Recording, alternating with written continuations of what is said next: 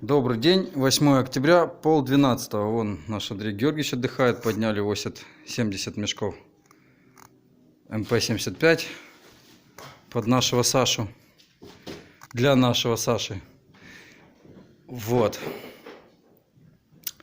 Что я снимать? Хочу снять ролик о циклоне. Вот у нас циклон.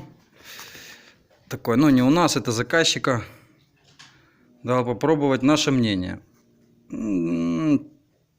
Бесполезный. Ну, как бы не особо он, чтобы бесполезный. Мусор в нем вот в баке собирается. Вот он пружинами прижимается сюда. Закрывается крышка. Сюда пылесос подключается, сюда инструмент. Вот мы пилили этой турбинкой. В общем, пилили проемы дверные, то, что я там рассказывал в прошлом ролике. В общем, мусор, да, собирается здесь в баке.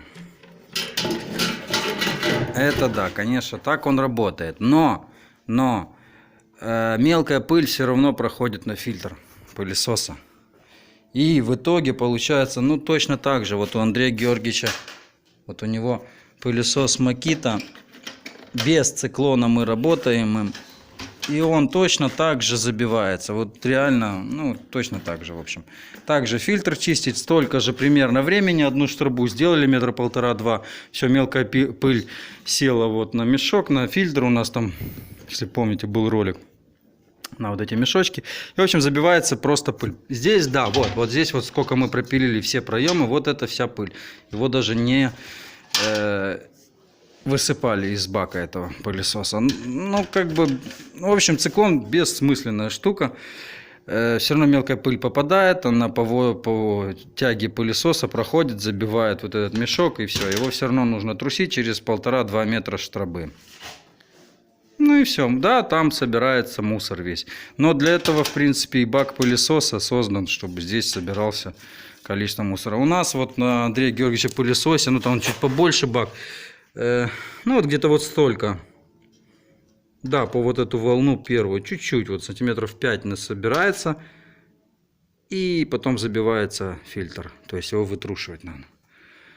Так же самое и вот с этим циклоном. То есть в нем собирается, через него проходит мелкая пыль, забивается мешок. И опять же вытрушивает. То есть вывод: нет смысла его покупать. Плюс у него размер, как у самого пылесоса.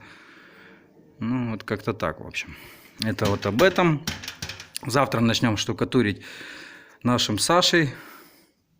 Ну и что-нибудь снимем, наверное. Что-то тут еще было, о чем рассказать. Ну, потом. Наверное, потом. Я уже забыл, что еще интересного было сравнить. Вот, и еще. Но это сегодня попилю, потом расскажу. Механик, вот этот вот под пылесос кожух. Пока есть что сказать, но пока рано. Мы сейчас еще своим кожухом попробуем, сравним и потом что-нибудь расскажу. Ну, в общем, вот так вот. Спасибо. До свидания. Будешь передавать привет? Я уже передавал. Сегодня еще нет? Привет. Все, ничего не скажешь? Веселого никому. Ну, что тут веселого? Ничего веселого.